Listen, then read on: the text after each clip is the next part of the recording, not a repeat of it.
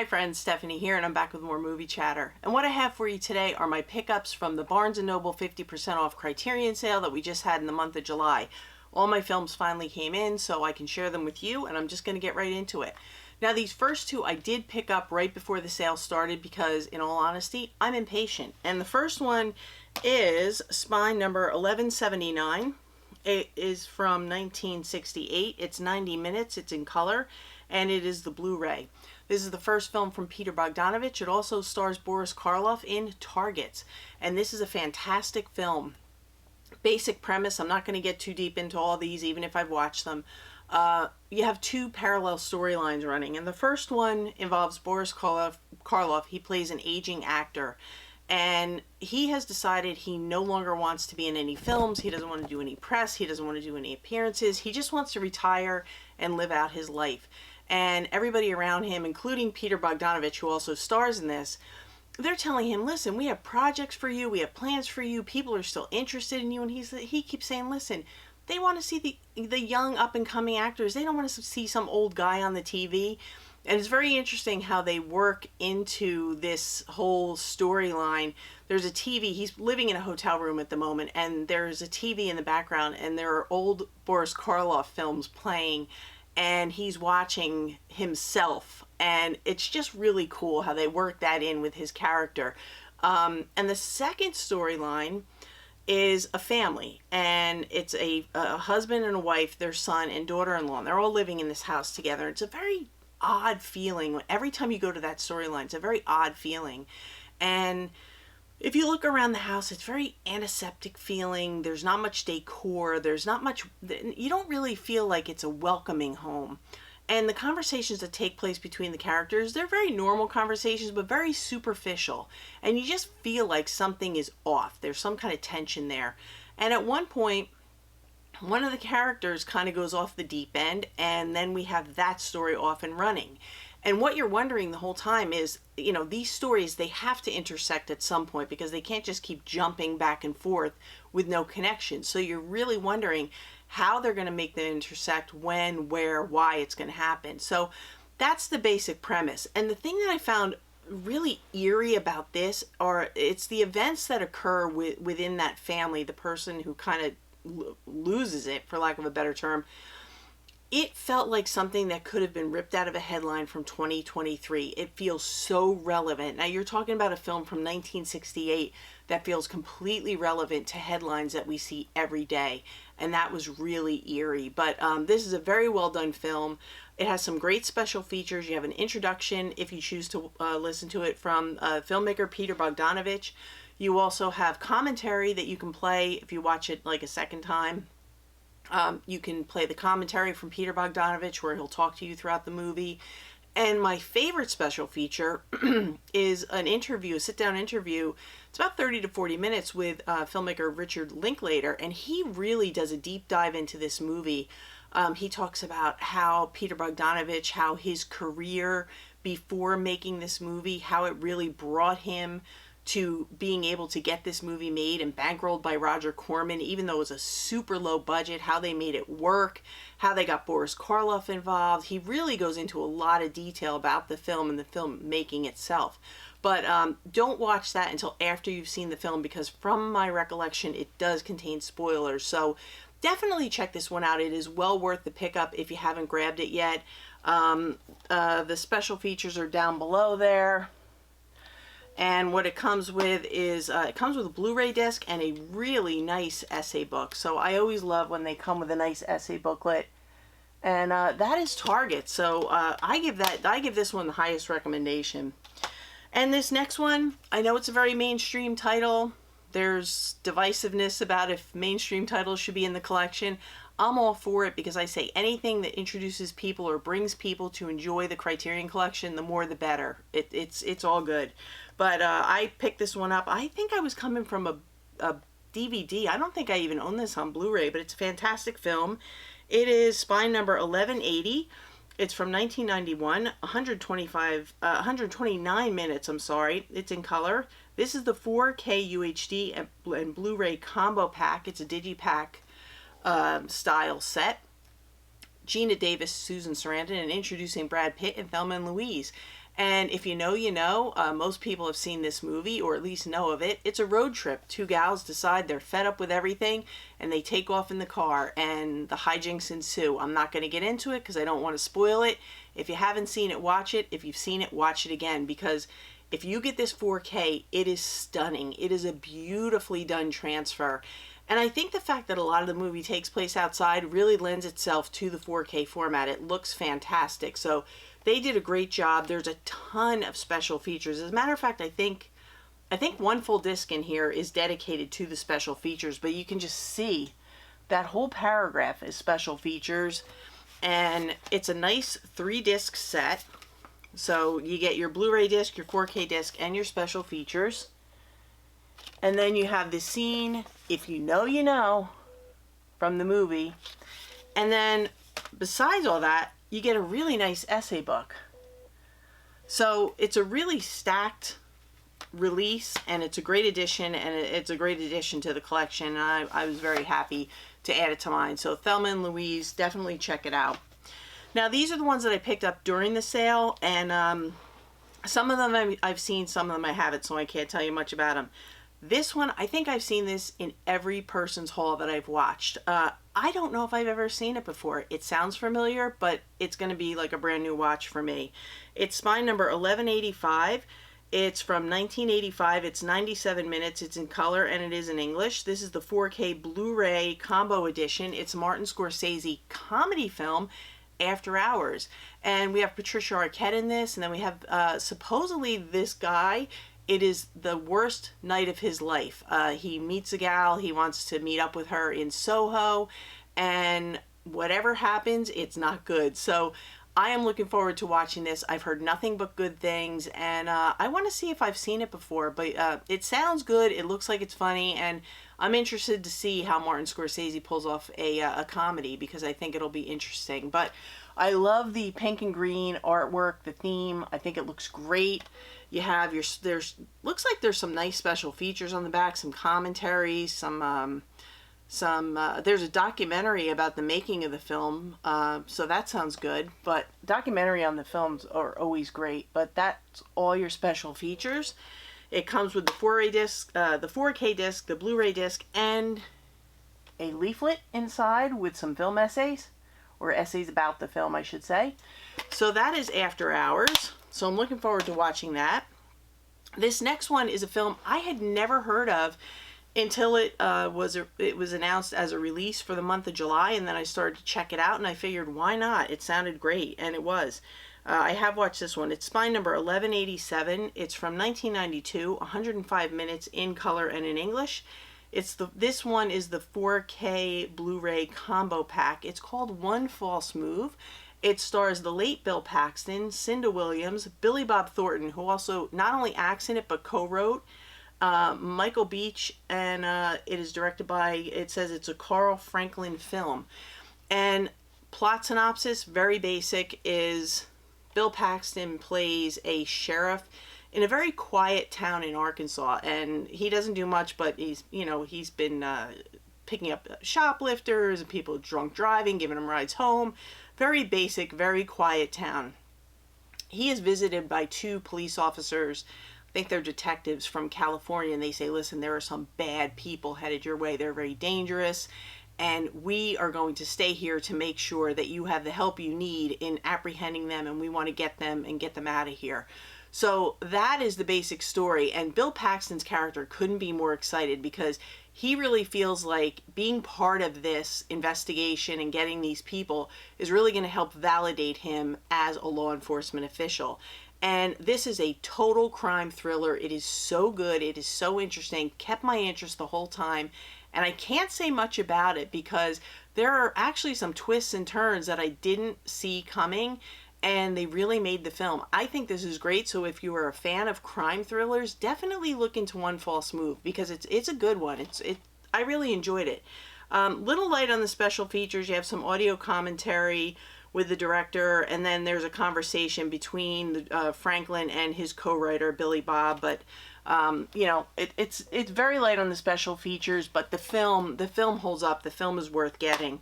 So you have your 4K disc and your Blu-ray disc, and then there is an essay leaflet That's what you get in the movie here, in the release, I should say. But really good, One False Move. I don't know how it slipped by me, but it did. But I'm glad to have it in the collection now. And this next one this was a recommendation I have heard so many times from Tim over at Tim Talks Talkies, our friend.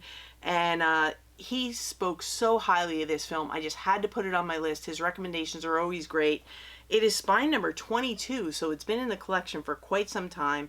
It's from 1955. It's 100 minutes. It's in color, and it's in English. And it stars Katharine Hepburn, and it's called Summertime. Look at that beautiful artwork. That is gorgeous. And basically what they say is it is a bittersweet tale of romantic longing. And the way they described it, I think it was on IMDb, is they said that Katharine Hepburn plays a spinster who goes off to Venice looking for love. And I don't want to tell you much about this because I don't want to ruin it. I want you to watch it. It is a beautiful movie. It's a beautiful setting. You're going to spend summertime in Venice looking for love, whether you can have it or not. And it is fantastic. So thank you, Tim, for the recommendation. I enjoyed this thoroughly, and just go watch it. Even if you're not into like the romantic the whole romantic story thing, you'll really enjoy this. And it's a classic. Katharine Hepburn. How can you go wrong? But again, this one's a little light on the special features. You have some interviews with the director, and you have some audio excerpts and things like that, but not a lot. There's an essay leaflet contained. But there's your special features on the back. This is so good. I can't wait to watch it again. It's a beautiful setting and a really good story. And you have your disc, your Blu-ray disc, and then your essay leaflet. So Summertime, highly recommend it. And thank you again to Tim. And this next one, I have to thank my friend John. I have decided that, I've discovered that the 1930s is a real blind spot in my collection. So I'm trying to rectify that by adding some great films. And no one loves the 1930s more than my friend John over at the Plaid X2 channel. I'm going to link him down in the description. He's fantastic. He's so passionate about everything. I mean, he loves all kinds of films, but he loves the classics, and nothing says classics like 1930s. And Colette Colbert, who happens to, Claudette Colbert, who happens to star in this movie, is one of his favorite actresses. So this really caught my attention. It's called Imitation of Life. It stars Claudette Colbert and Louise Beavers. It is Spine number 1167. It's from 1934. It's 110 minutes in black and white, and basically it's a story about mothers and daughters. I have not watched this yet, but I'm so excited to watch it. It's on the top of my watch list. It's a story about mothers and daughters and the friendship between these two women. They're both working women. They're both single mothers. Claudette Colbert is a single mom, and Louise Beavers plays her housekeeper, and they're both having different issues with their daughters, and they are trying to help each other get through them. And I think this is going to have it has the potential to have some really powerful situations and really interesting dynamics. I think it's going to be a really good watch, and from what I've read and the scores that I've seen, it scores really high, and it looks like it's going to be a great watch. It has some nice special editions, nice special features, I should say, if you look down here on the bottom.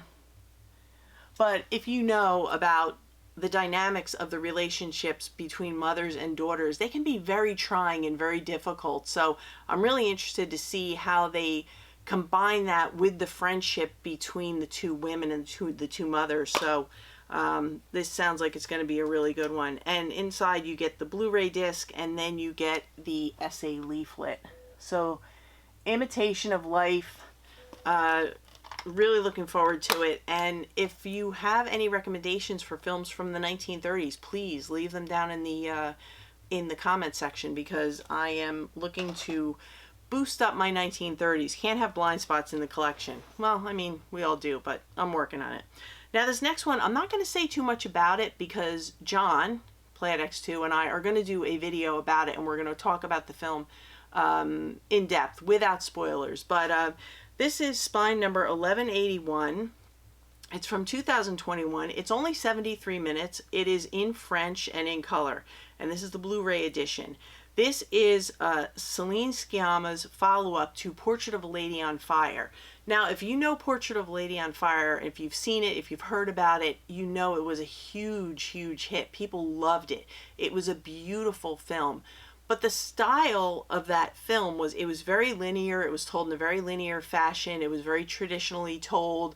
You had one scene after another. Everything followed in proper order. There was no, nothing was out of order. It felt very, very normal storytelling, for lack of a better way to put it. This is completely different. What we have is we have a little girl. Her maternal grandmother passes away, and her family, her mother, and her father go to live at the grandmother's house to kind of get things in order. And she goes out in the woods to play, and she meets up with a little girl, and that's what takes us on our journey. And this really is a movie about loss, about family, about trauma, about learning where our parents come from that make them the people they are today. But it is told in a very unique fashion. It is nothing like Portrait of a Lady on Fire as far as the storytelling. It's a big departure in creative form from what she did in that film. They do it with time jumps, and you're not really sure, on the first watch, you're not really sure who you're supposed to be following or what time period you're in. Are you in the present moment? Are you in the past?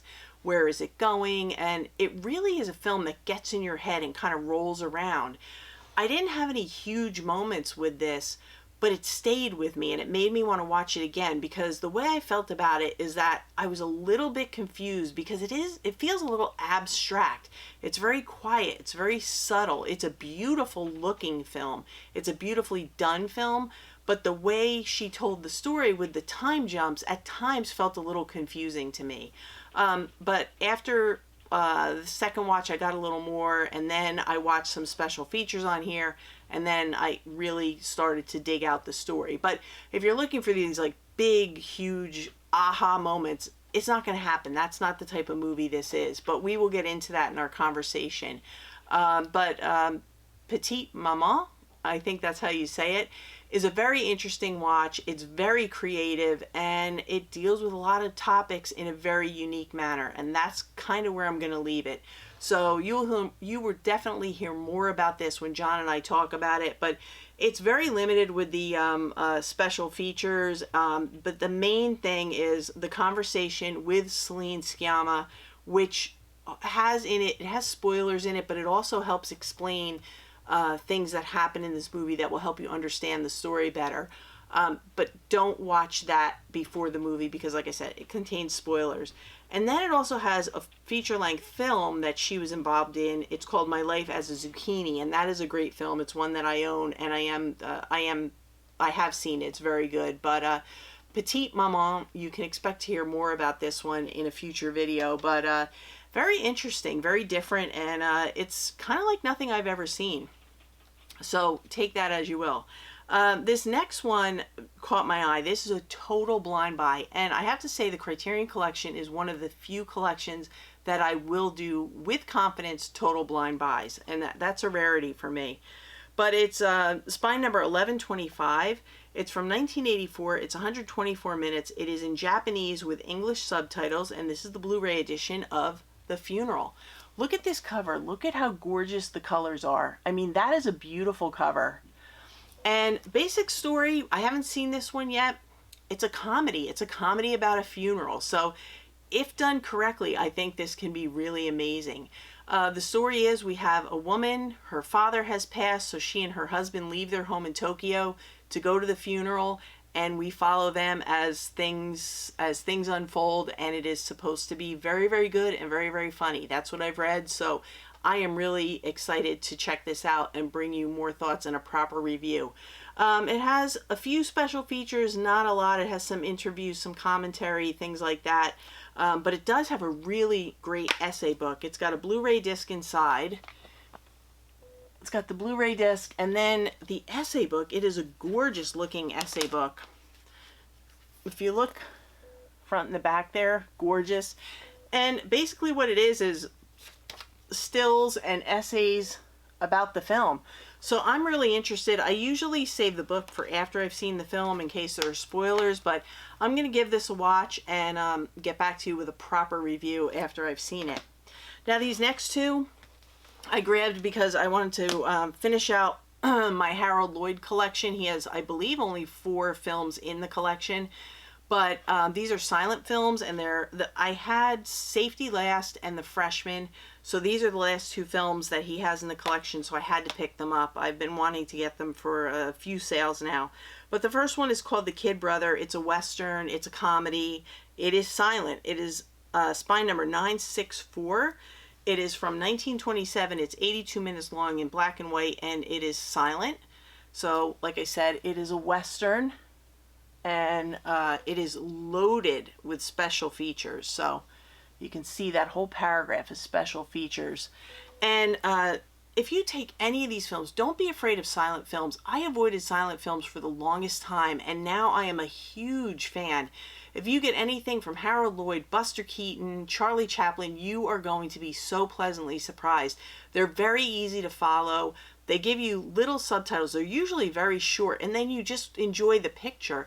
But they had to do so many things. They do these crazy stunts, and they do so much body comedy. They use their body to tell the story, and their facial expressions and the things that they do, and how they basically had to work so much harder to tell the story without words, and you know exactly what's going on.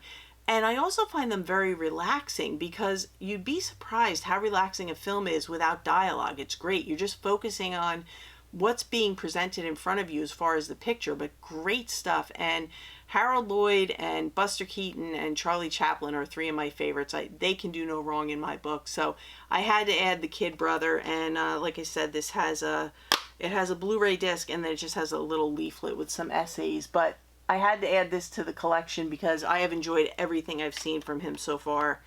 And the last one or the second one that I added from him finishes out my collection for Harold Lloyd films in the Criterion collection. It is called Speedy.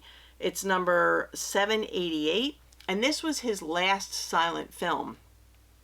It's from 1928. It's 86 minutes, again, black and white and silent. And this time he is playing a good-natured but scatterbrained New Yorker who can't seem to keep a job.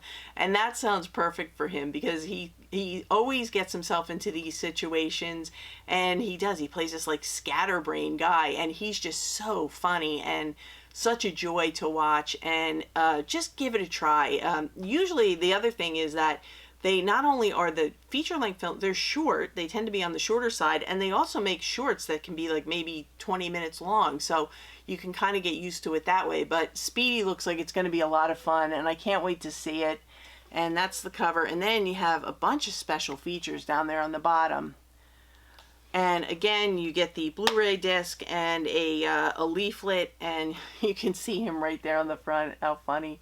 His facial expressions are priceless. He's great. So, yeah, if you haven't checked out silent films, take the plunge. Just grab one and see what you think of it. But you can't go wrong with these. They're so much fun, and I'm so happy to have all his films that are in the collection now in my collection. So I couldn't pass that one up.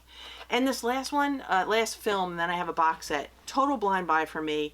It's called The Adventures of Baron Munchausen. It's a Terry Gilliam film. And it's from 1988. It's 126 minutes in color. This is the 4K Blu-ray combo edition. It's spine number 1166. And I have never seen this. I don't know much about it at all. I know it's like an adventure type film that I guess it supposedly takes place in the 18th century. And we follow a nobleman as he embarks on an outlandish quest that takes him from faraway lands to the moon, to the belly of a sea monster, and beyond.